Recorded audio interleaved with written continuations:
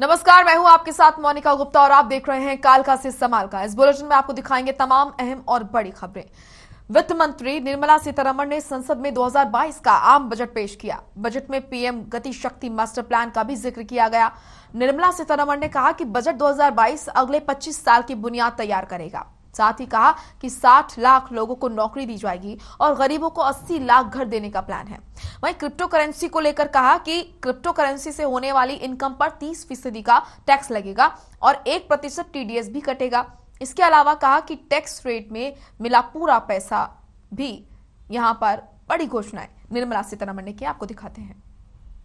Strengthening of health infrastructure, speedy implementation of the vaccination program, and the nationwide resilient response to the current wave of the pandemic are evident for all.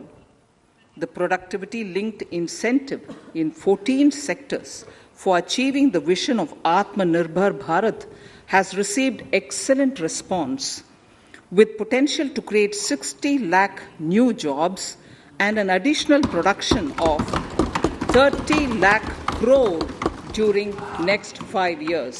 This budget continues to provide impetus for growth. It lays a parallel track of 1. A blueprint for the Amrit Kal, which is futuristic and inclusive. This will directly benefit our youth, women, farmers, the scheduled castes, and the scheduled tribes. Road transport. PM Gati Shakti Master Plan for expressways will be formulated in 22-23 to facilitate faster movement of people and goods. The National Highways network will be expanded by 25,000 kilometers in 2022-23. 20,000 crores of rupees will be mobilized through innovative ways of financing to complement the public resources. Railways will develop new products and efficient logistics services for small farmers and small and medium enterprises, besides taking the lead in integration of postal and railways network to provide seamless solutions for movement of parcels. One station, one product concept will be popularized to help local businesses and supply chains.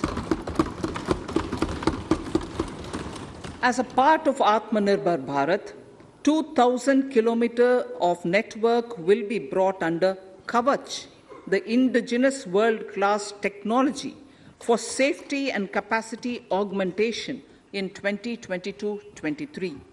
400 new generation Vande Bharat trains will better energy efficiency and passenger riding experience will be developed and manufactured during the next 3 years.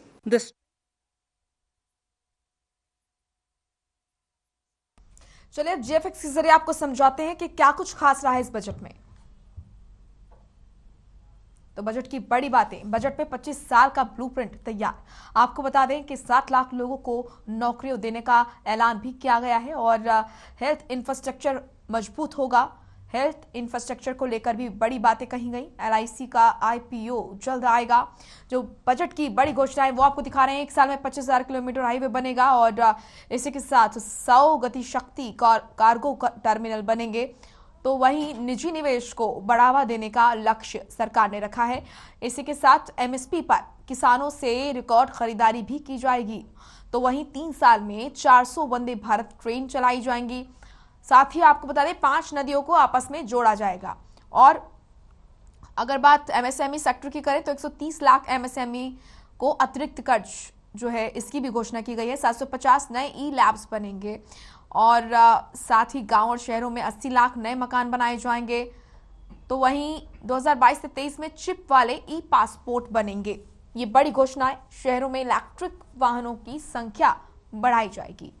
तो battery अदला बदली policy भी बनेगी। साथ ही आपको बता दें कि दिव्यांग के माता पिता को टैक्स में छूट की घोषणा की गई है। तो वहीं कर्मचारियों की पेंशन में टैक्स की छूट दी गई।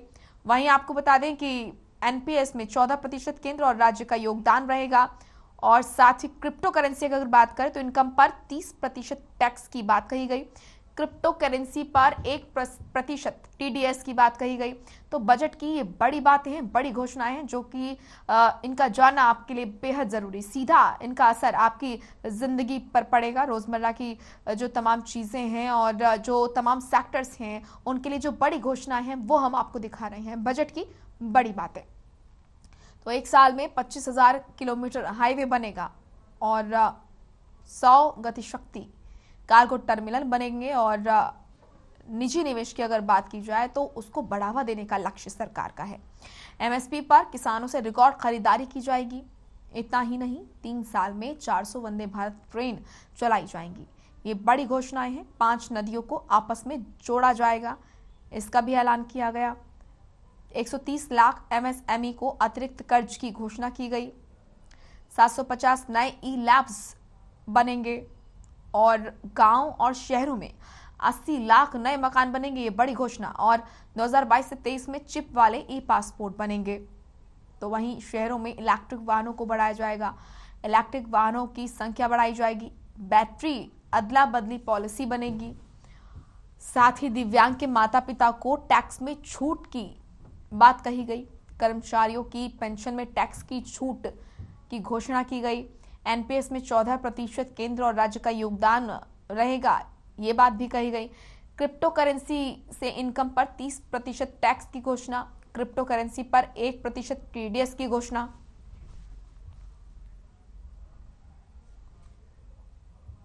वहीं केंद्रीय वित्त मंत्री निर्मला सीतारमण ने आज केंद्रीय बजट पेश किया। इस बजट से हर वर्ग को खासी उम्मीदें होती हैं। बजट पेश होने के बाद हर खबर की टीम ने कर्मचारियों से बात की और जाना कि कर्मचारियों के लिए इस बार बजट कैसा रहा। कर्मचारियों ने इस बजट को निराशाजनक और दिशाहीन बताया। सुनाते हैं आपको। बहुत सारे सपने, बहुत सारी उम्मीदें इस आम बजट से हर वर्ग ने लगाई हुई थी। तो खास तौर पर आज केंद्रीय वित्त मंत्री निर्मला सीतारमण ने आम बजट पेश किया। इस आम बजट में हर वर्ग को क्या कुछ मिला, क्या नहीं मिला, इसी सिलसिले में हर खबर हरियाणा की टीम जो है वो पहुंची है मुलाजिमों के बीच में, खासतौर पे कर्मचारियों के बीच में, और कर्मचारियों से जानेंगे कि आखिरकार इस बजट के अंदर उन्हें क्या हासिल हुआ। सर, सबसे पहले क्या नाम है आपका? ये मेरा नाम सुखचैन सिंह खैर है। ये बताएं कि आज बजट जो है उसका भाषण जो है बाकायदा बजट को लेकर जो है वित्त मंत्री निर्मला सीतारमण ने बताई। बहुत सारी बातें जो है उन्होंने हर वर्ग के लिए रखी। खासतौर पर अगर कर्मचारियों की बात करें तो कर्मचारियों के हितों के लिए कौन कौन सी बातें निकलकर सामने आई? देखिए, जैसे हर साल जो बजट आता है तो उसमें कुछ आस होती है, लोगों को होता है भी कुछ ना कुछ उनके लिए रिलैक्सेशन मिलेगी। लेकिन हर बार की तरह जो इस साल का बजट है वो भी निराशापूर्वक रहा है।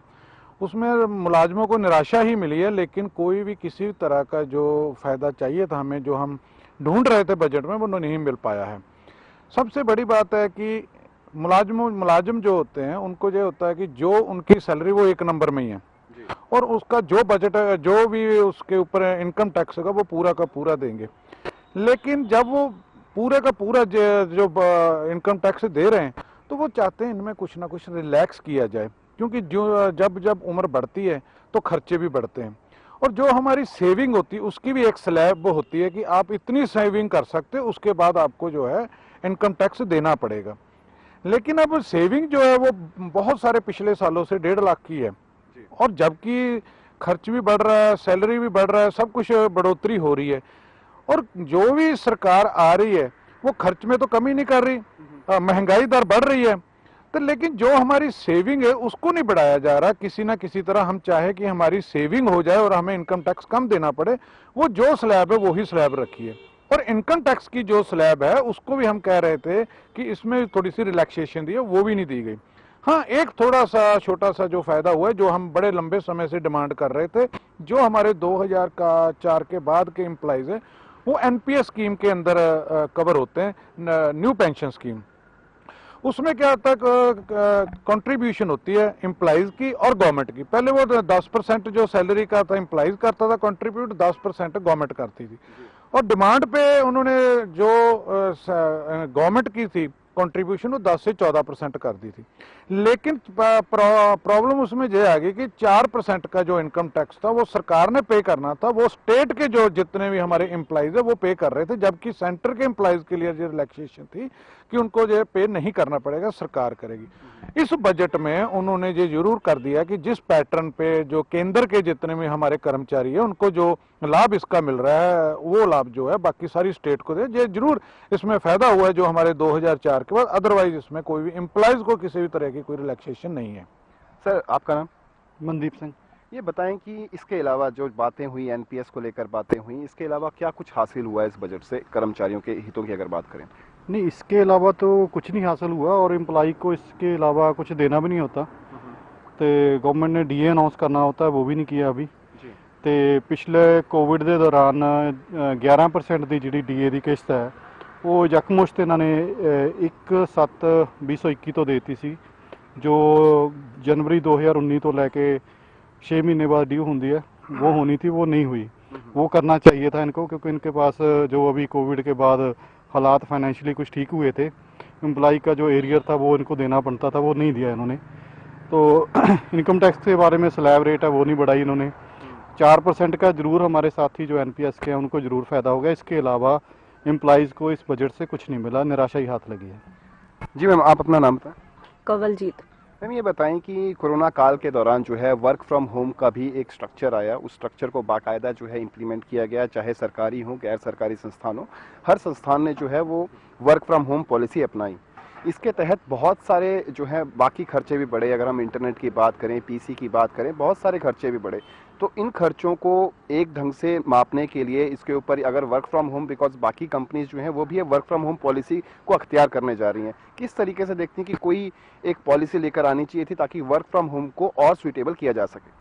सर, जैसे कि ये हमें 250 रुपया देते हैं, जो वहाँ पर 250 वाली नेट की स्पीड तो चलेगी नहीं, वो हमारा पर्सनल डाटा यूज करते हैं, जो पैसा है हमारी जेब से जाता है।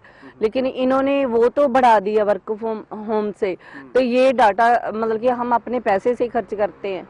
तो थोड़ा इनको सरकार को सोचना चाहिए था कि मुलाजमों को भी कुछ गिफ्ट दिया जाए।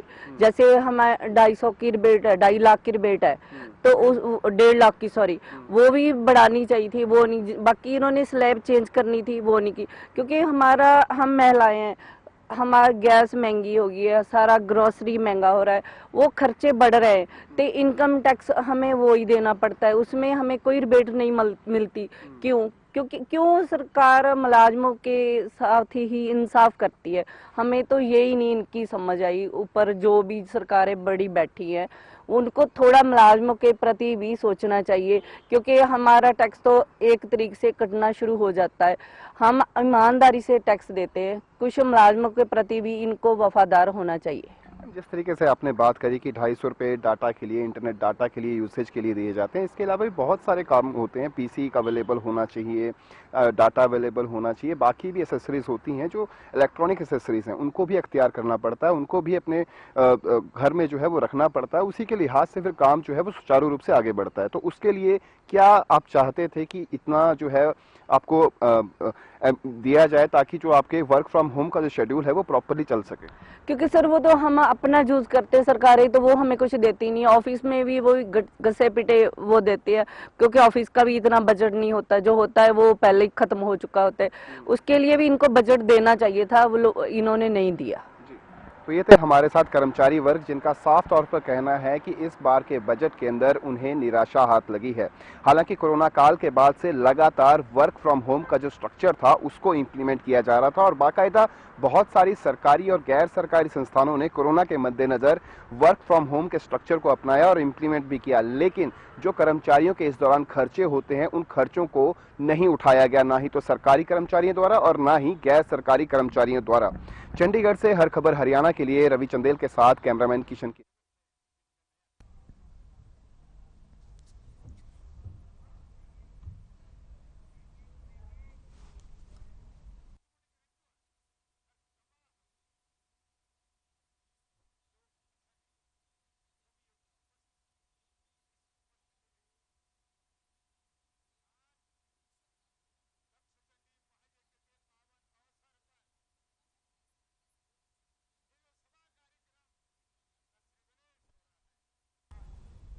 चलिए रुक करेंगे इस वक्त की बड़ी खबर का। बड़ी खबर आ रही है, सीएम मनोहर लाल ने प्रचार की कमान संभाली है। तो ये बड़ी और महत्वपूर्ण जानकारी हम आप तक पहुंचा रहे हैं। आपको बता दें कि प्रचार की कमान सीएम मनोहर लाल ने यहां पर संभाली है। तो इस वक्त की ये बड़ी और अहम खबर, सीएम मनोहर लाल ने संभाली प्रचार की कमान। उत्तराखंड में किया बीजेपी के लिए प्रचार। आपको बता दें कि उत्तराखंड में चुनाव करीब है, चुनाव के मुहाने पर खड़ा है उत्तराखंड। ऐसे में सूबे के मुखिया, हरियाणा के मुखिया सीएम मनोहर लाल ने वहां पर प्रचार की कमान संभाली है। स्टार प्रचारक हैं और वहां पर जनता से रूबरू हो रहे हैं, पार्टी के लिए वोट की अपील कर रहे हैं। तो ये बड़ी और अहम जानकारी आपके सामने। सीएम मनोहर लाल ने प्रचार की कमान संभाली। आपको बता दें कि उत्तराखंड में बीजेपी के लिए उन्होंने प्रचार किया है। हल्द्वानी में लोगों से वो मिले, उन्होंने लोगों से बातचीत की, संवाद किया और भारतीय जनता पार्टी के लिए वोटों की अपील की। ये तस्वीरें भी हम आपको दिखा रहे हैं जहां पर सीएम मनोहर लाल ने प्रचार की कमान संभाली है। उत्तराखंड में चुनाव है और ऐसे में Bharatiya Janata party active mode में है। तमाम स्टार प्रचारक वहां पर पहुंच रहे हैं। हरियाणा के मुख्यमंत्री सीएम मनोहर लाल भी उत्तराखंड पहुंचे और वहां पर आम जनता से वर्चुअली माध्यम से वो रूबरू हुए, उनको संबोधित किया और भारतीय जनता पार्टी को वोट देने की अपील की। तो प्रचार प्रसार में जुटी है तमाम पार्टियां। सीएम मनोहर लाल उत्तराखंड पहुंचे।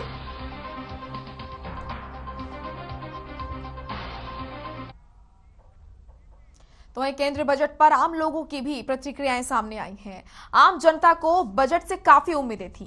यह बजट जनता के हित का रहा या बजट जनता की उम्मीदों पर खरा नहीं उतरा, आपको जनता से ही सुनवाते हैं। किसानों के लिए भी अच्छा किया गया, जैसे ड्रोन से जो पेस्टिसाइड वगैरह छिड़कने वाला काम शुरुआत है, वो भी अच्छा कदम है। दूसरा, डाकघरों में जैसे अपना लोन वगैरह का बताया, वो भी अच्छा है। 5G लॉन्चिंग भी बढ़िया काम है सरकार का। दूसरा, MSME लोन्स का भी मैंने पढ़ा था, वो भी काफ़ी अच्छा है कि MSME कंपनीज को लोन दिया जाएगा। ऐसा है, जो किसानों के लिए घोषणाएं की है वो बहुत ही फायदे लायक है। आने वाले समय में अगर जो ऐसी ही घोषणाएं मिलती रही तो किसान कभी भी मार नहीं खाएंगे, जैसे पीछे होता आया है किसानों के लिए। आगे किसान तकरीबन बढ़ चढ़ के काम करेंगे इस चीज़ के लिए। सर, देखा जाए आम इंसान के हिसाब से बहुत अच्छा बजट लगा ये, क्योंकि हर पर्सन के लिए इन्होंने एक प्रॉपर विज़न रखी है और एक अच्छी सोच जिसमें ईमानदारी साफ दिख रही है। मुझे ऐसा बजट देखने में लगा है, क्योंकि इसमें आवास योजना के तहत इन्होंने जो पहले था उसको कंटिन्यू रखा है, उसमें नए नए फीचर्स लेके आए हैं। इसके अलावा जो बिल्डर्स हैं, जिनको काफ़ी टाइम से बहुत परेशानी आ रही थी काम धंधा करने आवास योजना के तहत, उनको भी बहुत आसान कर दिया है। उनके लिए भी इन्होंने एक कुछ नया एजेंडा लेकर आए हैं ताकि आने वाले समय में उनको जो प्रॉब्लम्स हैं कम हों।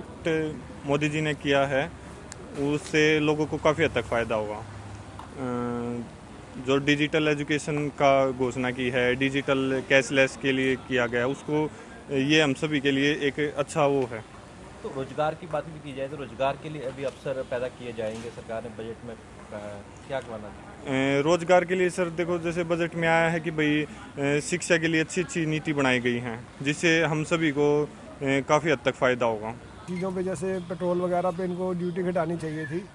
अगर पेट्रोल घटेगा तो सब चीज़ों के रेट अपने आप नॉर्मल हो जाएंगे। GST तो कम करिए, 3% तक कम कर दी, 18 से 15 कर दी गई है। पर वो पता नहीं ना किस किस प्रोडक्ट पे की है, अभी तो आगे जाके पता लगेगा ना किस किस पे कम की है। कोई जो कस्टम ड्यूटी भी घटाई गई है, पर जो डेली नीड की आइटम है उस पर घटाना चाहिए। Rajneesh Kumar Sachdeva, principal government senior secondary school sector 6 Panchkula. आज जो हमारे वित्त मंत्री श्रीमती निर्मला सीतारमन जी ने बजट प्रस्तुत किया, उसमें एजुकेशन से रिलेटेड जो उन्होंने बातें कही हैं, उसमें सबसे बड़ी बात कि DTH की संख्या 12 से बढ़ाकर 200 करने की बात कही गई है। इससे आज के दौर में जो कोरोना का दौर चला, उसमें ऑनलाइन की बहुत ज्यादा मांग बढ़ गई है। और दूसरा, ई विद्या का दौर में जो ऑनलाइन क्लासेस हैं, ऑनलाइन टीचिंग है, उसको बहुत बढ़ावा मिलेगा। बजट 2022-23 में भारतीय डाक विभाग के संदर्भ में कुछ बिंदु हैं। ये बिंदु जन साधारण, विशेष रूप से दूर दराज इलाकों में रहने वाले लोगों के लिए अत्यधिक सुविधाएं प्रदान करने व डाक विभाग को मॉडर्न डिजिटल भविष्य की ओर निरंतर बढ़ने का प्रमाण है। डाक विभाग इस ओर पूर्ण रूप से अग्रसर। वित्त मंत्री निर्मला सीतारमण ने बजट पेश करते हुए कहा कि आत्मनिर्भर भारत से 16 लाख युवाओं को नौकरियां दी जाएंगी। सरकार ने बजट में युवाओं को राहत दी है। करनाल की जनता और युवाओं का बजट को लेकर क्या कुछ कहना है, आपको सुनाते हैं। देखो, क्रिप्टो था क्या इंडिया में इलीगल वे में चल रहा था, ये नहीं था कि क्रिप्टो नहीं चल रहा था। काफ़ी सारे जो है यूथ वो क्रिप्टो में इन्वेस्ट कर रहा था, परंतु वो जो उससे गेन हो रहा था क्रिप्टो करेंसी से, उस पर टैक्स नहीं था। तो गवर्नमेंट ने ना कि उसको इलीगल करते हुए उसको वैलिड करके उस पर टैक्स लगा दिया है। तो काफ़ी सारा गवर्नमेंट रेवेन्यू इससे जनरेट हो सकता है, जहाँ तक लग रहा है। तो मैं कहूँगी कि ये बहुत ही अच्छा स्टेप है, जहाँ पे अगर 60 लाख नई नौकरियों की बात करी गई है, तो मैं होप करती हूँ, आशा करती हूँ कि जल्दी से जल्दी ये होगा जो प्रावधान रखा गया है। क्योंकि स्मार्ट सिस्टम से क्या होगा, चाहे वो सरकारी स्कूल में ही क्यों ना हो, टीचर्स जब पढ़ाते हैं तो पढ़ाने के साथ साथ कुछ डिजिटल प्रेजेंटेशन, कोई भी चीज़ जैसे बायोलॉजी, केमिस्ट्री, फिजिक्स, ऐसी कोई भी चीज़ है, अगर मोटर को पढ़ा रहे हैं और उसका डायग्राम भी वो दिखा दें, उसमें वर्किंग दिखा दें, तो प्रैक्टिकली बच्चे को ज़्यादा अच्छे से समझ आएगा। मेंटल हेल्थ पर हमारी गवर्नमेंट काम करेगी, उसको बजट अलॉट किया गया है। टेली कम्युनिकेशन के थ्रू वो मेंटल हेल्थ प्रोग्राम्स लॉन्च कर रहे हैं। उसमें निमहैंस साथ में जुड़ रही है, जो नोडल सेंटर होगा। 23 ऐसे सेंटर्स बनाए जाएंगे। जो IIT बैंगलोर है वो इसमें अपना डिजिटल टेक्नोलॉजी देगा। तो ओवरऑल मैं देखती हूँ कि मेंटल हेल्थ पर इम्पोर्टेंस डाल रही है गवर्नमेंट, जो बहुत ही इम्पोर्टेंट है। खासकर हमने कोविड पैंडमिक के टाइम देखा कि लोग कितना मानसिक स्वास्थ्य के प्रॉब्लम से जूझ रहे थे। तो अब ये गवर्नमेंट जो स्टेप ले रही है, ये बहुत पॉजिटिव स्टेप है। और मैं समझता हूँ कि अगर सभी वर्गों को साथ ले जाने की बात की गई है और प्रावधान किए गए हैं, जिस तरीके से किसानों के लिए भी प्रावधान किया गया कि एग्रीकल्चर को प्रमोट किया जाएगा, ऑर्गेनिक फार्मिंग को प्रमोट किया जाएगा, जो मिडिल और स्मॉल स्केल इंडस्ट्री उसको प्रमोट किया जाएगा। तो आई वुड से कि अगर ये सारी चीज़ें सचमुच में होती हैं इम्प्लीमेंट, तो बच्चों को विदेश जाने की जरूरत नहीं है और India can be developed country. और मिलजुल के सभी स्टेट्स काम करें, सभी CMs काम करें, जनता काम करे और सरकार अच्छी नीतियाँ बनाकर लाए और अच्छे बजट, तो आई एम श्योर कि जो हमारा इकॉनमी है वो रिवाइव हो जाएगी और बेटर अपॉर्चुनिटीज़ होंगी और डिजिटल भारत मीन्स वर्ल्ड का विश्व गुरु। डिजिटलाइजेशन पे भी बहुत ध्यान दिया है। RBI इंट्रोड्यूस करेगी digital currency to improve that. और क्लोथ्स और ज्वेलरी पे जैसे आप जानते हैं कि उनके प्राइजेस तो कम होंगे ही, और ट्रांसपोर्टेशन का जो इंफ्रास्ट्रक्चर है उस पर भी गवर्नमेंट बहुत ज़्यादा इन्वेस्ट करेगी and our economic growth will increase to 9। चलिए फिलहाल इस बुलेटिन में इतना ही। आप देखते रहिए हर खबर। नमस्कार।